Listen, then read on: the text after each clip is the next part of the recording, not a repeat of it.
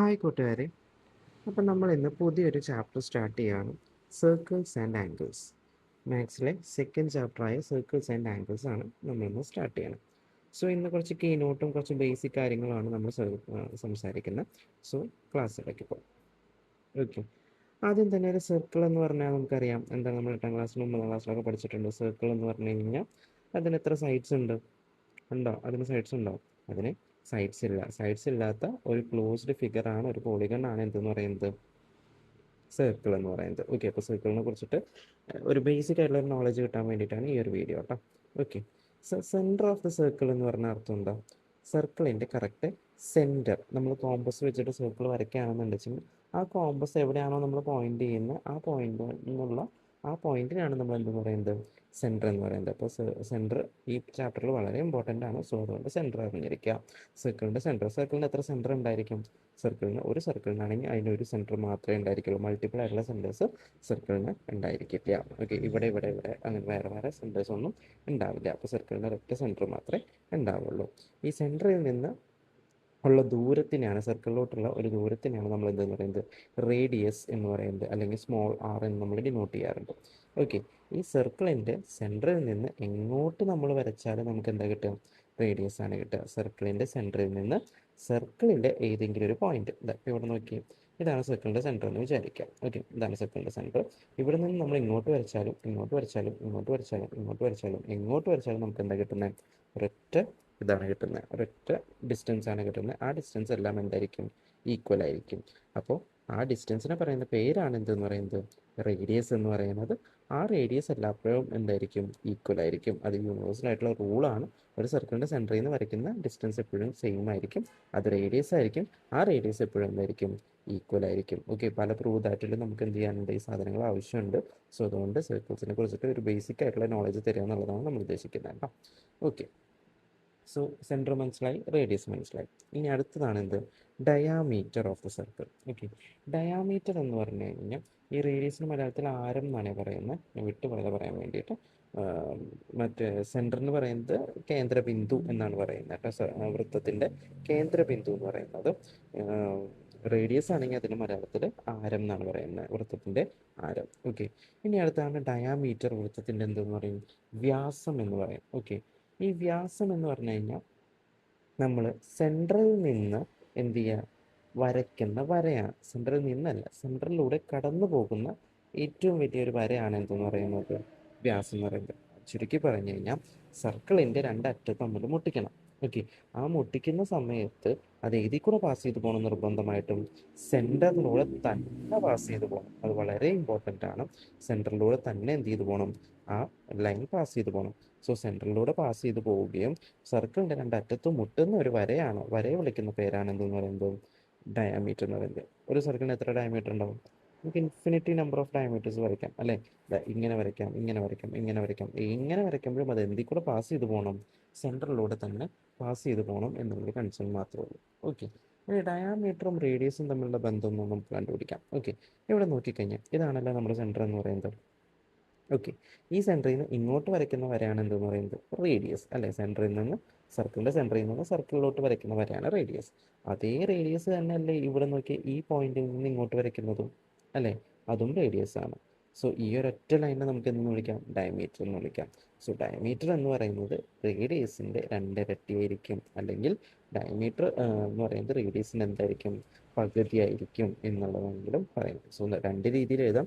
R is equal to D by two എന്ന് എഴുതാം, അല്ലെങ്കിൽ D is equal to 2r എന്ന് എഴുതാം. ഓക്കെ. എങ്ങനെ ആയതായാലും ശരിയാണ്, രണ്ടും ഇരട്ടിയായിരിക്കും. അപ്പോൾ സപ്പോസ് റേഡിയസ് 10 സെൻറ്റിമീറ്റർ ആണെങ്കിൽ ഡയമീറ്റർ എത്ര സെൻറ്റിമീറ്റർ ആയിരിക്കും? 10ൻ്റെ ഇരട്ടിയായിട്ടുള്ള 20. കാരണം ഇവിടെ നിന്ന് ഇങ്ങോട്ടും 10ആണ്, ഇവിടെ നിന്ന് ഇങ്ങോട്ടും 10ആണ്. ഓക്കെ ആണല്ലോ? ആ കാര്യം ക്ലിയർ ആണല്ലോ? സോ വ്യാസം പറഞ്ഞു, ആരം പറഞ്ഞു, വൃത്തകേന്ദ്രം പറഞ്ഞു. ഓക്കെ. ഇനി അടുത്തതാണ് എന്ത്? ഞാൻ, അല്ലെങ്കിൽ code of the circle. Okay. ഞാൻ എന്താണെന്നാണ് പറയാൻ പോകുന്നത്. നമ്മൾ ഡയമീറ്റർ കണ്ടിട്ടുണ്ടെങ്കിൽ സെൻറ്ററിൽ കൂടെ പാസ് ചെയ്ത് പോകുന്ന ഒരു വലിയ വരയാണെങ്കിൽ സർക്കിളിൻ്റെ രണ്ടറ്റത്ത് മുട്ടിക്കുന്ന മിഡ് സെൻറ്ററിൽ കൂടെ പാസ് ചെയ്ത് പോകുന്ന വരയാണ് എന്തെന്ന് പറയുന്നത്, ഡയമീറ്റർ എന്ന് പറയുന്നത്. എന്നാൽ കോഡ് എന്ന് പറഞ്ഞു കഴിഞ്ഞാൽ സർക്കിളിൻ്റെ രണ്ടറ്റത്ത് എന്ത് ചെയ്താൽ മതി?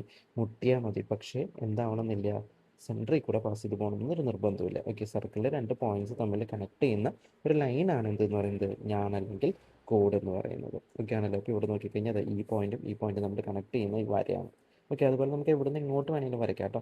ചെറിയ ഞാൻ വരയ്ക്കാം, വലിയ ഞാൻ വരയ്ക്കാം, ഇതാക്കാം. അങ്ങനെയാണെങ്കിൽ ഏറ്റവും വലിയ ഞാനെന്ന് പറയുന്ന പേരെന്തായിരിക്കും നോക്കിക്കേ. ഏറ്റവും വലിയ ഞാനെന്ന് പറയുന്നത് ഇവിടുന്ന് വരച്ച് വരച്ച് വരച്ച് വരച്ച് വരച്ച് ഏറ്റവും വലുതെന്ന് പറയുന്നത് എവിടെ എത്തുന്നുണ്ടോ, നമ്മുടെ സെൻറ്ററിൽ എത്തുന്ന സമയത്താണ് ഏറ്റവും വലുത്.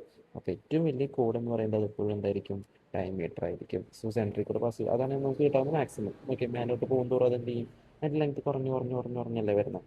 സോ അതുകൊണ്ട് ഏറ്റവും വലിയ കോഡ് എന്ന് പറയുന്നത് എപ്പോഴും എന്തായിരിക്കും, ഡയമീറ്റർ ആയിരിക്കും എന്നുള്ള കാര്യം ഒന്ന് ഓർത്ത് വയ്ക്കാം. ഇതൊക്കെ മുമ്പത്തെ ക്ലാസ്സുകളിൽ പഠിച്ചതാണ്, ജസ്റ്റ് ഒന്ന് ബ്രഷപ്പ് ചെയ്യാൻ വേണ്ടിയിട്ടാണ് ഒന്നുകൂടെ പറയുന്നത് കേട്ടോ. ഓക്കെ, ഇതൊക്കെ നമുക്ക് ഈ ചാപ്റ്ററിൽ ആവശ്യമുണ്ട്. അടുത്തതാണ് എന്തെന്ന് പറയുന്നത്, segment of the circle. Okay, segment എന്ന് പറഞ്ഞാൽ അതായത് നമ്മളൊരു കോഡ് വരയ്ക്കുകയാണെങ്കിൽ സർക്കിളിന് ഇതുപോലെ രണ്ട് കഷ്ണമായിട്ട് കിട്ടും. ഞാനിവിടെ രണ്ട് കളർ വെച്ചിട്ട് കാണിച്ചിട്ടുണ്ട്. രണ്ട് കഷ്ണമായിട്ട് കിട്ടും. അതിൽ വലിയ കഷ്ണത്തിന് മേജർ സെഗ്മെൻ്റ് എന്നും ചെറിയ കഷ്ണത്തിന് മൈനർ സെഗ്മെൻ്റ് എന്നും വിളിക്കുന്നു. ഓക്കെ, വലിയ കഷ്ണത്തിന് മേജർ, കൂടുതലുള്ള ഭാഗം. ഓക്കെ, ചെറിയ സെഗ്മെൻറ്റിന് എന്തെന്ന് വിളിക്കും, മൈനർ സെഗ്മെൻ്റ് എന്ന് വിളിക്കുന്നു. ഓക്കെ ആണല്ലോ. അപ്പോൾ വൃത്തത്തിന് ഒരു കോഡ് വെച്ചിട്ട് ഞാൻ വെച്ചിട്ട് രണ്ട് കഷ്ണങ്ങളാക്കി കഴിഞ്ഞ് കഴിഞ്ഞാൽ നമുക്ക് സെഗ്മെൻറ്റുകൾ കിട്ടും, അതായത് സർക്കിളിൻ്റെ ഓരോ പീസുകൾ കിട്ടും. ഓക്കെ, ആ പീസുകളിൽ വലിയ പീസിനെ എന്ന് വിളിക്കും മേജർ സെഗ്മെൻ്റ് എന്നും ചെറിയ ഭാഗത്തിനെ നമുക്ക് എന്ത് വിളിക്കാം, മൈനർ സെഗ്മെൻ്റ് എന്ന് വിളിക്കാം. ഓക്കെ ആണല്ലോ. സോ ഒരു കോഡ് സർക്കിളിനെ കട്ട് ചെയ്ത രണ്ട് കഷ്ണമാകുന്നതിനാണത് സെഗ്മെൻ്റ് എന്ന് പറയുന്നത്.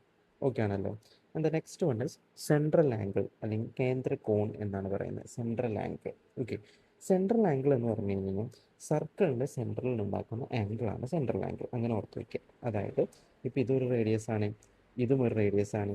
ഇനി ഇവിടെ ഈ രണ്ട് പോയിന്റ് നമ്മൾ വരച്ച് കഴിഞ്ഞാൽ നമുക്കിവിടെ എന്ത് കിട്ടും, ഒരു കോഡ് കിട്ടും. അതായത് ഒരു കോഡിൻ്റെ രണ്ടറ്റത്തു നിന്ന് ഞാൻ എങ്ങോട്ട് വരച്ചു, സർക്കിളിൻ്റെ സെൻറ്ററിലോട്ട് വരച്ചു. ഇതാ ഈ ഫിഗറിൽ നോക്കുകയാണെങ്കിൽ ഇതാണ് എന്തെന്ന് പറയുന്നത്, ഒരു കോഡിൻ്റെ രണ്ടറ്റം എന്ന് പറയുന്നത്.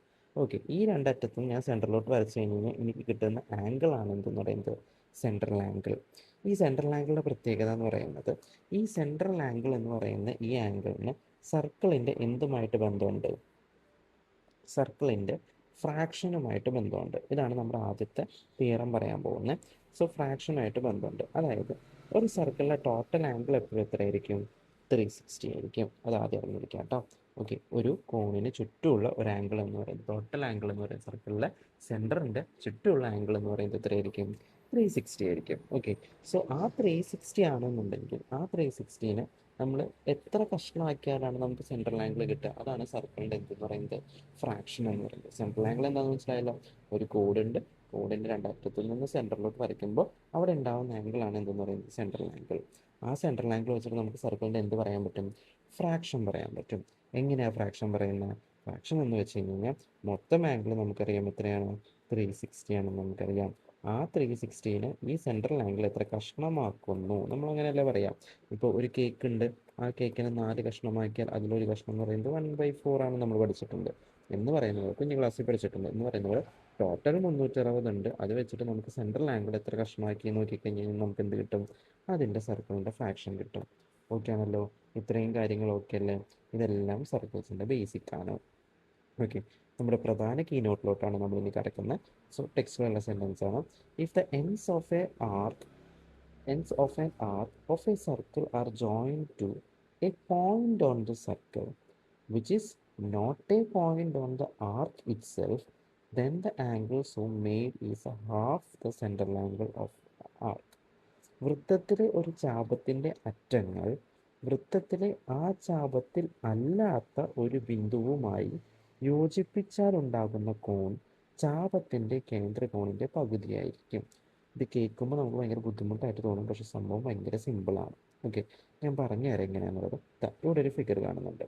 ഓക്കെ, ഇവിടെ ഞാൻ രണ്ട് പോയിന്റ്സ് മാർക്ക് ചെയ്യാണ്. ഇതാണ് എ എന്ന് പറയുന്ന പോയിന്റ്, ഇത് ബി എന്ന് പറയുന്ന പോയിന്റ്, ഇത് മുകളിലുള്ള സി എന്ന് പറയുന്ന പോയിന്റ്, ഇത് ഒ എന്ന് പറയുന്ന പോയിന്റ് എന്ന് വിചാരിക്കാം. ഓക്കെ, ഈ എയും ബിയും സിയും എവിടെ കിടക്കണേ, സർക്കിളുമ്മിലാണ്. ഓക്കെ, ഇവിടെ നോക്കിക്കഴിഞ്ഞാൽ എ നിന്ന് ഒയിലോട്ടുള്ള ഡിസ്റ്റൻസ് പറയുന്നത് റേഡിയസും ഒയിൽ നിന്ന് ബിയിലോട്ടുള്ള ഡിസ്റ്റൻസ് പറയുന്നതും എന്താണ്, റേഡിയസ് ആണ്. ഓക്കെ, ഇനി വരികയാണ് ഈ ഈ ആംഗിളാണ് നമ്മുടെ എന്തെന്ന് പറയുന്നത്, സെൻട്രൽ ആംഗിൾ എന്ന് നമ്മൾ വിളിച്ചു അല്ലേ. ഇവിടെ ഒരു കോഡുണ്ട്, എ ബി എന്ന് പറയുന്ന ഒരു കോഡുണ്ട്. ആ കോഡിൻ്റെ സെൻറ്ററിൽ നിന്ന് വരയ്ക്കുന്ന ആംഗിളുകളാണ് എന്തെന്ന് പറയുന്നത്, സെൻട്രൽ ആംഗിൾ എന്ന് പറയുന്നത്. ഓക്കെ ആണല്ലോ. അങ്ങനെയാണെങ്കിൽ ഈ സെൻട്രൽ ആംഗിൾ എവിടെ നിന്നാണോ കോണുകൾ ഉണ്ടാക്കിയിരിക്കുന്നത്, ആ കോഡുകളുടെ എൻഡിൽ നിന്ന് സർക്കിളിലോട്ട് നമ്മൾ എന്ത് ചെയ്യാണ്, രണ്ട് കോഡുകൾ വരയ്ക്കുകയാണെങ്കിൽ അവരുണ്ടാക്കുന്ന ആംഗിൾ എന്തായിരിക്കും? സെൻട്രൽ ആംഗിളിൻ്റെ പകുതിയായിരിക്കും. ഓക്കെ, ഇനി ഞാൻ ഒന്നും കൂടെ ഡീറ്റെയിൽ ആയിട്ട് പറയാം. ഇതാണ് സർക്കിൾ, ഇതാണ് സർക്കിളിൻ്റെ ഒരു സെഗ്മെൻറ്റ് അല്ലേ? ഓക്കെ, ഇത് മേജർ സെഗ്മെൻറ്റ്, ഇത് മൈനർ സെഗ്മെൻറ്റ്. ഈ മൈനർ സെഗ്മെൻറ്റിൻ്റെ ആംഗിൾ അല്ലേ സെൻട്രൽ ആംഗിൾ എന്ന് പറയുന്നത്? ഈ സെൻട്രൽ ആംഗിളിൻ്റെ പകുതി ആയിരിക്കും എവിടെ കിടക്കുന്നത്? മേജർ സെഗ്മെൻറ്റിൽ. അതേ ആര് തന്നെ ഉണ്ടാക്കണം? അതേ കോഡ് ഉണ്ടാക്കുന്ന എന്ത് ആംഗിൾ എന്ന് പറയുന്നത് സെയിം ആയിരിക്കും. ഓക്കെ, സോ ഒരു ചാപത്തിൻ്റെ അറ്റങ്ങളിലെ രണ്ടറ്റങ്ങൾ കണ്ടോ, ചാപത്തിൻ്റെ രണ്ടറ്റങ്ങൾ. ഈ വൃത്തത്തിൽ ചാപത്തിലല്ലാത്ത ഒരു ബിന്ദു കണ്ടോ, ഇതാണ് ചാപം അല്ലേ? ഈ ചാപത്തിലല്ലാത്തൊരു ബിന്ദു എന്ന് പറഞ്ഞാൽ ഓപ്പോസിറ്റ് മേജർ സെഗ്മെന്റിലുള്ളതാണ്. ഇവിടെ മൈനർ സെഗ്മെന്റ് ആണ് നമ്മൾ ചാപമായിട്ട് എടുത്തേക്കുന്നത്. അതിൽ മേജർ സെഗ്മെന്റിലുള്ള ഒരു ബിന്ദു അല്ലാത്ത ഒരു ബിന്ദുവുമായി യോജിപ്പിച്ചാൽ ഉണ്ടാകുന്ന കോൺ, അതായത് ഈ രണ്ട് വരകൾ യോജിപ്പിച്ചു, അപ്പോൾ ഇവിടെ ഉണ്ടാകുന്ന കോൺ എന്ന് പറയുന്നത് സെൻട്രൽ ആംഗിളിൻ്റെ പകുതിയായിരിക്കും. ഓക്കെ ആണല്ലോ? നിങ്ങൾ കാണാപ്പടം പഠിക്കേണ്ട, ജസ്റ്റ് അറിഞ്ഞിരിക്കുക. എവിടെയെങ്കിലും തിയറം നമുക്ക് പ്രൂവ് ചെയ്യാനുണ്ടെങ്കിൽ മാത്രം എന്ത് ചെയ്യാം, തിയറം എഴുതണം എന്നുള്ളൂ. ഓക്കെ, അതിൽ നിന്ന് ബൈ ഹാർട്ട് ചെയ്യണമെന്നില്ല. Central angle is half of the angle made in the alternate ആർക്കെന്നോ അങ്ങനെ എന്തെങ്കിലുമൊക്കെ നമ്മുടെ സെൻറ്റൻസിൽ എഴുതിയാലും മാർക്ക് കിട്ടും.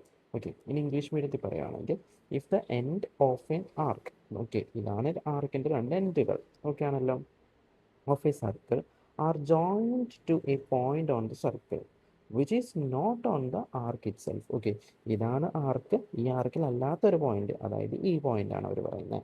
ഈ പോയിന്റിലോട്ട് ഞാൻ ജോയിൻ ചെയ്താൽ എനിക്ക് കിട്ടുന്ന ആംഗിൾ എന്ന് പറയുന്നത് എന്തായിരിക്കും?